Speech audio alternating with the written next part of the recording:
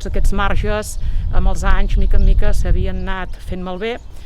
Els propietaris se'ls fa molt difícil, molt costós de poder-lo recuperar i mica en mica anàvem a menys. Nosaltres hem volgut recuperar tot aquest patrimoni constructiu de pedra seca i ara serà un espai d'interpretació a l'aire lliure d'aquests tipus de construccions molt pròpies i molt típiques també de la zona on estem.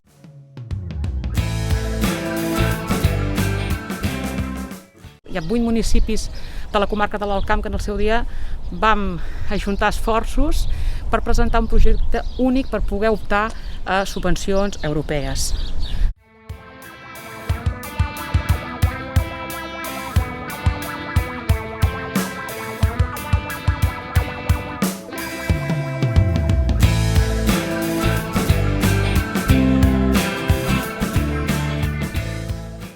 Aquesta ha estat la primera actuació d'aquest projecte a nivell comarcal.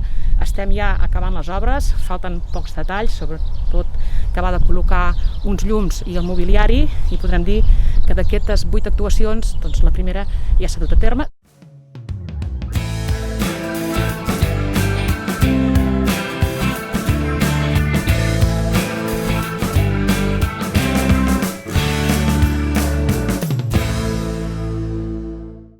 Falta creure'ns-ho del que tenim. De vegades no hi donem el suficient valor i el té.